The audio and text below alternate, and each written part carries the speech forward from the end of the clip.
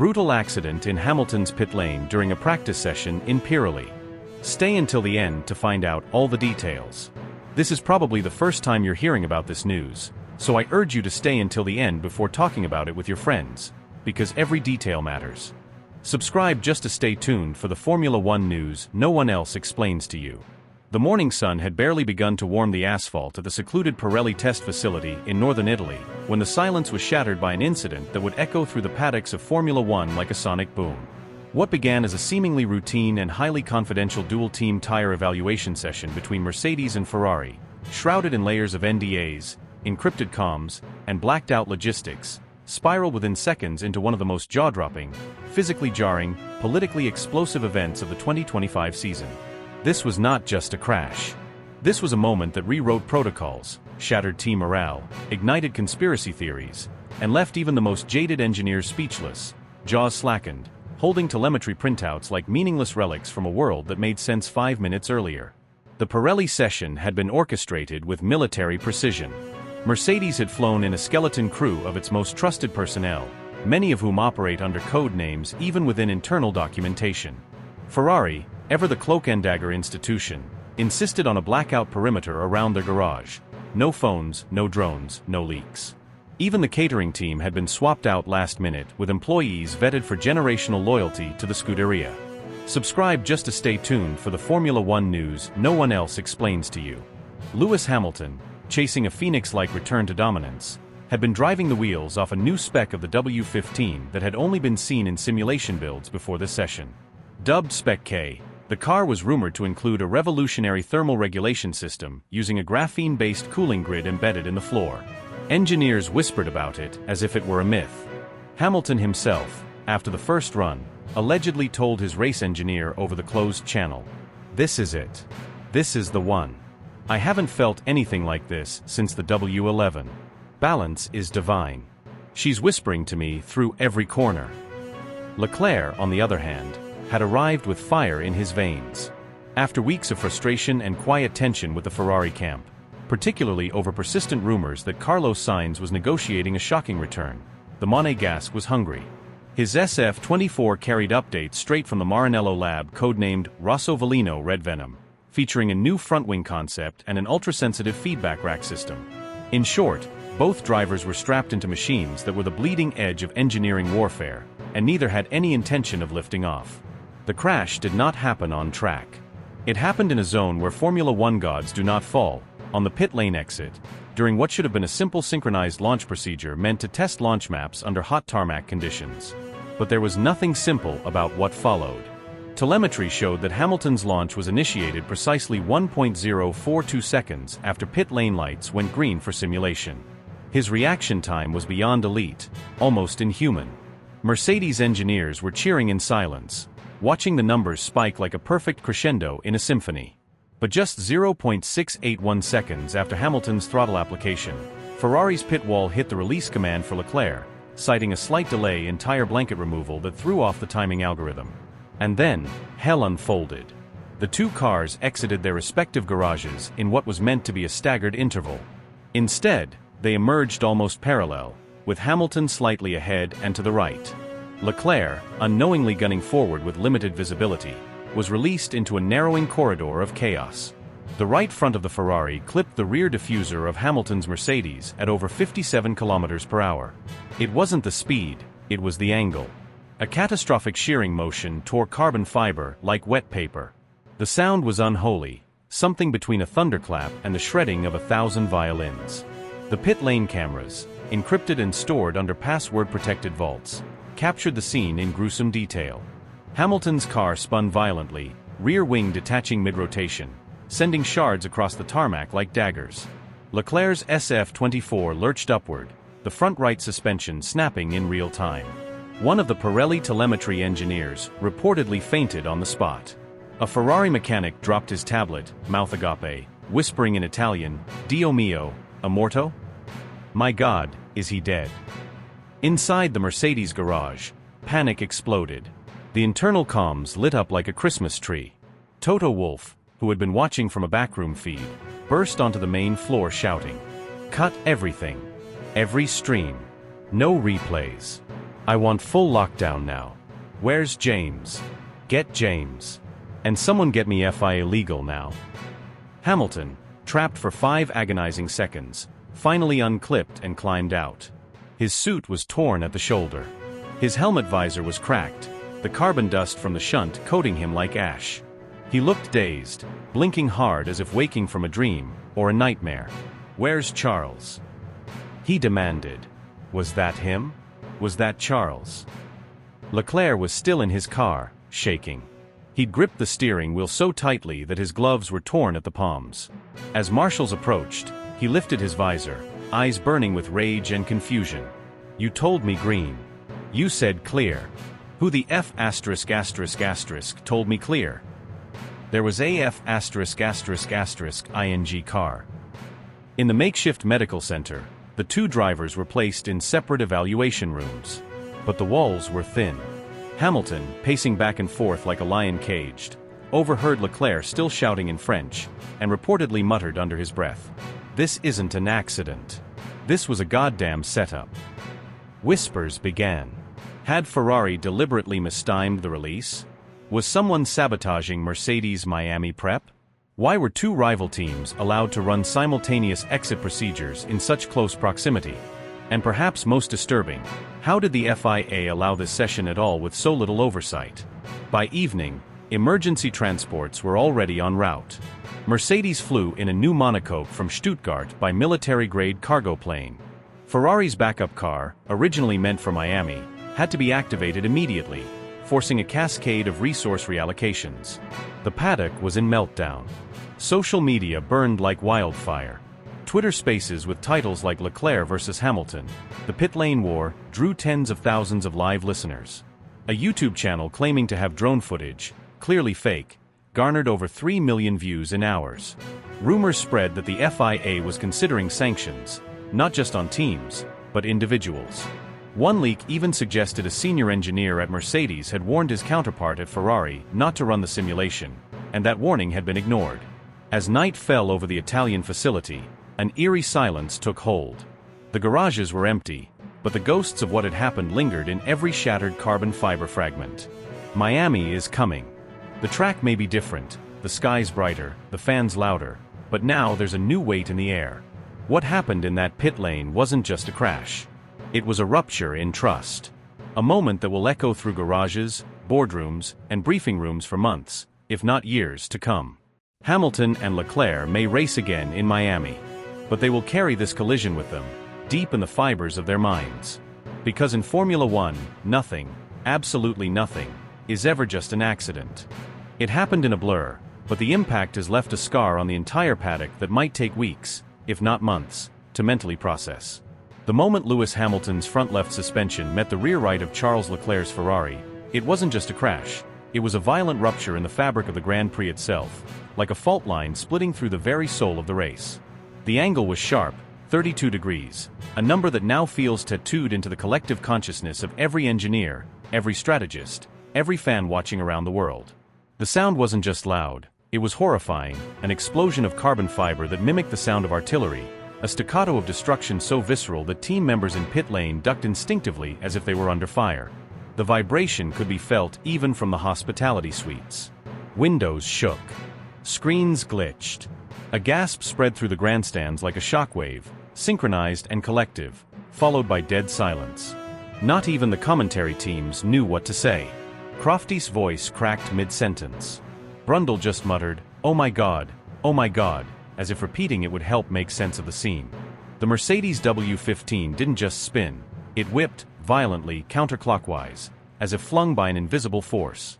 For a moment, it hovered almost unnaturally, suspended in chaos before slamming rear first into the Tech Pro barrier.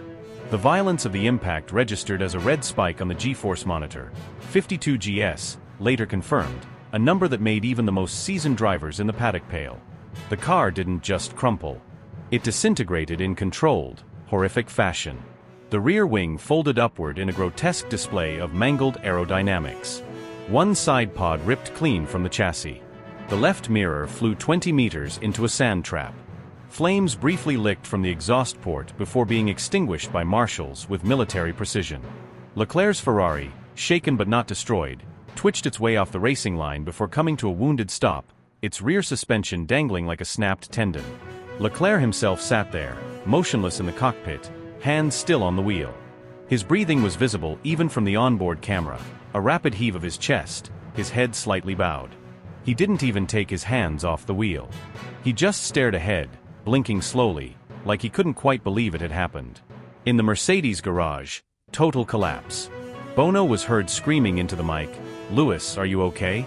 Talk to me, Lewis, come on. Give me a thumbs up if you hear me."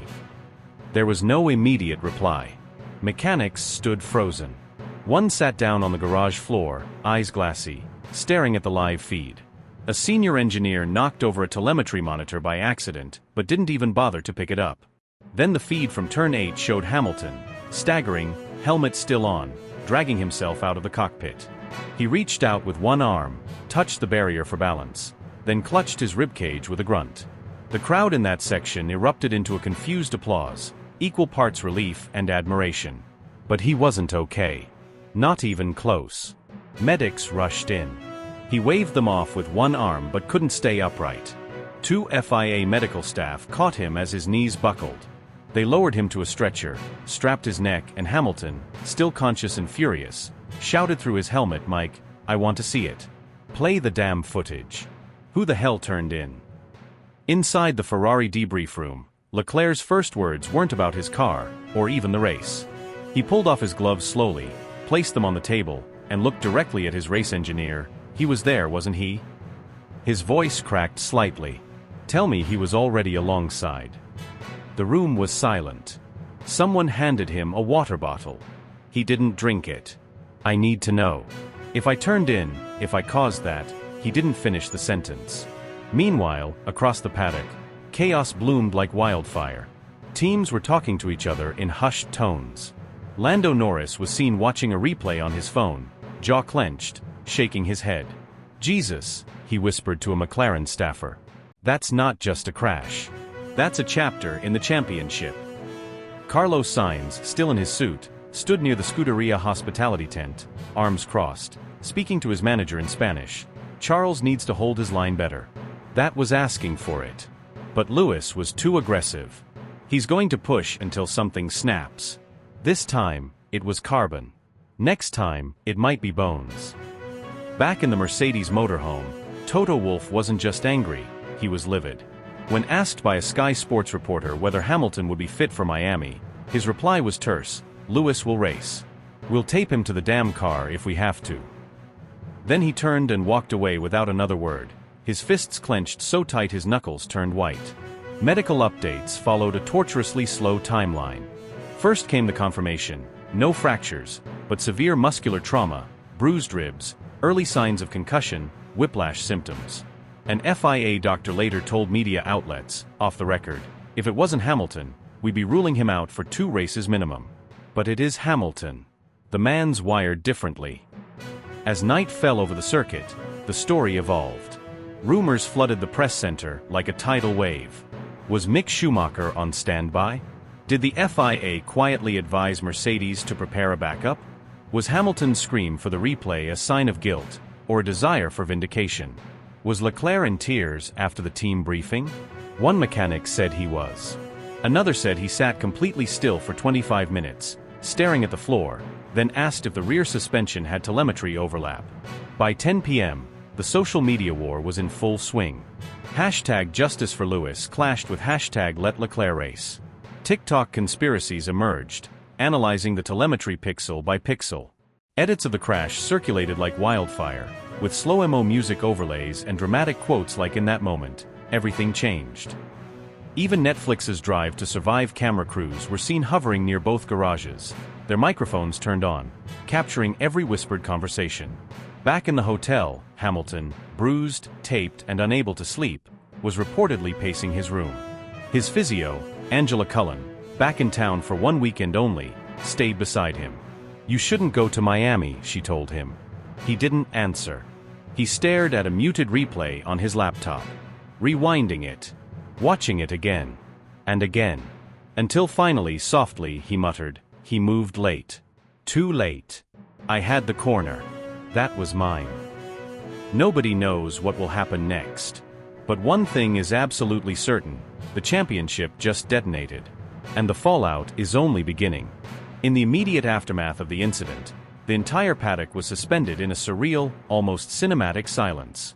The screech of carbon fiber scraping tarmac, the puff of tire smoke, and the unmistakable shudder of two titans colliding had been followed by a heartbeat of collective disbelief.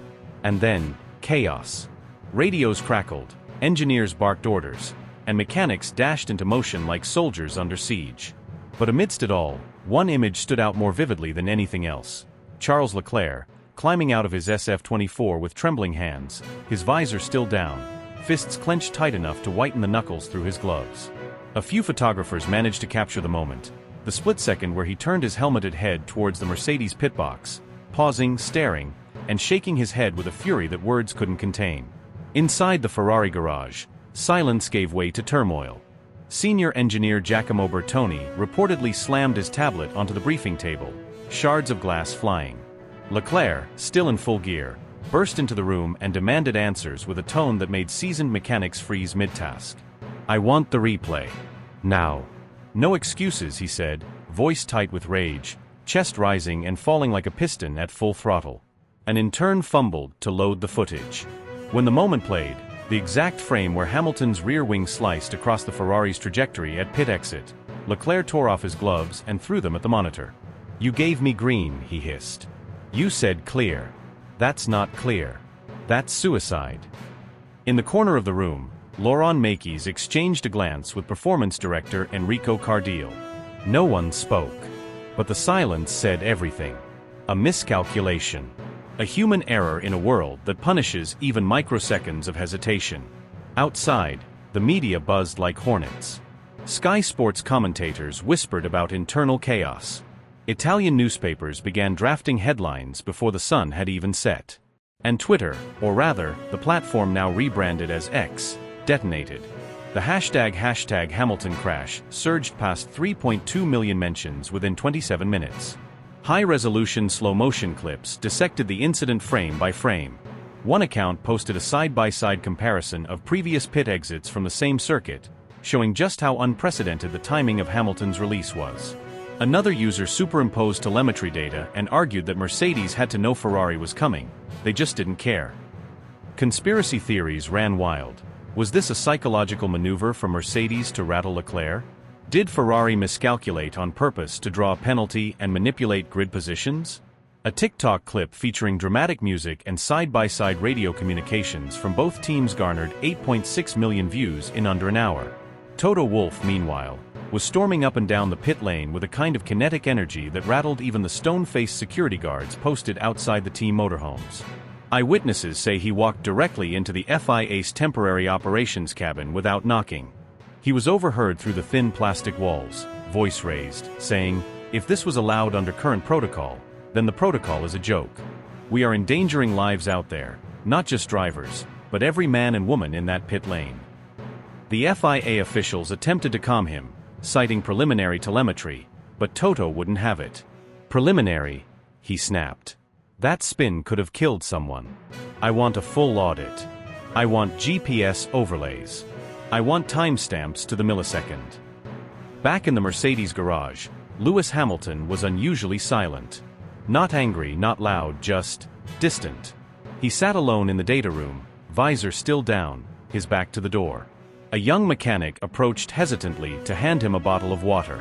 Lewis didn't take it. After a long pause, he finally spoke, voice low, like someone trying not to let his emotions crack the surface. "It felt like the floor dropped out from under me." The mechanic nodded, unsure whether to speak.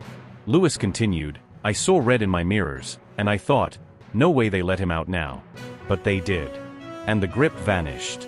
Like the car gave up." An engineer later confirmed that Hamilton was running a brand new diffuser configuration, designed to increase rear-end grip under low-speed acceleration. But there was a caveat. The system was calibrated to respond precisely to throttle inputs. The collision disrupted that input sequence, sending the car into a chaotic feedback loop between the power unit and traction control. One engineer described it as the equivalent of trying to balance on one leg while someone kicks you from behind and another pulls your ankle. It wasn't just bad luck. It was a symphony of failures that played the worst possible note at the worst possible moment. Inside the driver's briefing room, the atmosphere was electric. George Russell leaned over to Norris and whispered, "If that happened to me, I'd be demanding a full teardown." Norris nodded solemnly. Alonso chuckled, but it wasn't amusement, more a kind of cynical confirmation. "This is why I stay in front of the chaos," he muttered, half to himself, half to anyone who'd listen. Oscar Piastri chimed in, "You think they'll get a grid penalty?" To which Alonso replied, "Ferrari? They'll get a gentle slap and a warning not to do it again. That's the system." Meanwhile, at Red Bull, Horner was seen giving a brief, almost theatrical interview to Dutch media. "I'm not saying it was deliberate," he began, tone thick with insinuation, "but let's just say, certain teams are playing with fire. And when you play with fire, people get burned. Sometimes quite literally." His smirk lingered long after the microphones stopped recording. As night fell, the FIA issued a preliminary statement confirming that a comprehensive investigation had been launched and would involve data from both teams, GPS traces, pit lane CCTV, team radio logs, and even pressure sensors from the pit release mechanisms. Internally, a separate report began circulating, one that allegedly showed Hamilton's pit release occurring 0.47 seconds after Leclerc's green light. A delay that, while technically legal, created the perfect storm. But legal doesn't always mean safe. And safe doesn't always mean smart. The paddock is a powder keg. Tensions are flaring. Trust is eroding. Championship dreams are now being gambled on the edge of milliseconds, and every team knows it. What happened today was more than a crash. It was a glimpse into the razor-thin margins between strategy and catastrophe, between brilliance and recklessness, between racing and ruination. And with the next race looming, everyone is left asking the same question: who's going to blink first? The silence from the Mercedes garage in the hours following the accident was louder than any engine roar. It was not just mechanical silence, it was existential. As the car was being lifted by helicopter under nightfall, stripped of its dignity and shrouded in carbon dust, the team stood frozen. James Allison stared at the telemetry screen with his jaw locked, blinking slowly as if trying to comprehend a string of data that simply couldn't be real. In a quiet corner of the facility, one of the younger engineers, barely old enough to remember Hamilton's first title, was seen in tears whispering, "Not him. Not now. Not like this." At the heart of it all was a single burning question that no one had the courage to say aloud. Had they just witnessed the moment the season changed forever? Hamilton, the gladiator of 1,000 battles, was not at the circuit anymore. He was rushed out, surrounded by a perimeter of bodyguards and medics, bypassing the media scrum like a ghost. Not a single camera caught the moment he left. That alone sparked conspiracy theories. Was it just precautionary? Was he unconscious? Was this injury worse than anyone could imagine? Or was Mercedes hiding something massive, something so catastrophic they couldn't afford for the public to know? Back at the track, Toto Wolff slammed a door so hard it cracked the glass panel. And in turn later told Sky Deutschland, "I've never seen Toto like that." He wasn't angry. He was scared. Like something was spiraling out of his control for the first time in years. Moments later, Wolff was reportedly heard on the phone yelling, "I don't care what the cost is. Get that car to Brackley and strip it down to atoms." And so began the 13-hour scramble, part engineering miracle, part religious ritual, to resurrect the broken machine that had nearly torn itself apart. Meanwhile, whispers began to swirl around Hamilton's condition. In the private jet that flew him out, insiders say he drifted in and out of consciousness. One unnamed member of the medical team confessed to a colleague, "We had to stabilize his blood pressure twice mid-flight." It was not a joke. He was mumbling, confused, asking where Roscoe was. Another swore that when they landed, Hamilton insisted on walking off the plane, even though he could barely stand, mumbling over and over the race. "I have to be at the race." Mercedes' press team issued a vague statement about precautionary medical evaluation, but the damage was done. Journalists began digging. Doctors were contacted. Ex-F1 physicians weighed in. Dr. Johann Krieger, formerly of Sauber, told Motorsport 24, "From what I've heard, if he took a hit to the ribs and there's even minor organ stress, it's not a matter of racing or not racing. It's a matter of long-term health. I wouldn't let my own son back in that car this weekend."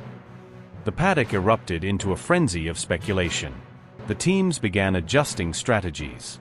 Simulators at Ferrari and Red Bull lit up like Christmas trees, running new algorithms assuming a Hamilton driver swap. Christian Horner was caught on a hot mic joking, maybe Lewis just doesn't like Miami. Maybe he's finally tired of the champagne. Max Verstappen, walking past the Mercedes hospitality suite, smirked and quipped to a nearby reporter, "Let's see who they send this time. It won't matter." That clip alone got over 14 million views in 4 hours. But while the teams played politics and social media went nuclear, a very different kind of scene was unfolding behind closed doors in London. Hamilton, still reportedly in considerable pain, was in a dimly lit room with just his longtime confidant Angela Cullen and a handful of doctors. In hushed tones, they discussed his chances, not just of racing, but of being able to handle the G-forces without causing permanent internal damage. Angela, emotional but composed, reportedly told him, "You don't need to prove anything to anyone. You've already transcended this sport." And Hamilton, through clenched teeth, replied, "I'm not done yet. I've got one more thing to say on that track. One more sentence in this story." There was a pause. Then he added, "They think I'm finished. Let them." The decision was supposed to be made that night. Mercedes HQ buzzed with nervous energy. The simulator room was running dual programs, one for Hamilton, one for Vesti. Emails flew back and forth. At 2:41 a.m., Wolff received a text from Lewis himself. It read, "Book me a seat on that jet. I'll see you in Miami." What followed was chaos. Within an hour, special clearance was requested for the medical team to accompany Hamilton on the flight. Mercedes legal advisors got involved, just in case FIA medical regulations needed bending. Wolff personally contacted FIA President Mohammed Ben Sulayem, reportedly saying, "If you bench him, you'll have a riot on your hands. I'll lead it." And now, as dawn breaks over Miami, all eyes turn to the circuit. The media tent is on high alert. Reporters are sleeping in their cars. Helicopters are circling above the paddock, desperate to capture that one shot, the moment Hamilton walks in. It's no longer just about a race. It's myth in the making. This is the resurrection. The moment when sport transcends its own limits. Imagine it, the Mercedes garage opening just as the sun hits the tarmac, steam still rising from the asphalt. A figure emerges, not limping, not hunched, but upright, deliberate, armor-clad in black and turquoise. The crowd erupts. Cameras flash like lightning. The commentators go silent, knowing there are no words. And Hamilton walks to his car, each step a defiance, each breath a statement. Pain? Yes. Doubt? Always. But surrender? Never. Because this is not just another weekend. This is Hamilton versus the world. And the world is watching.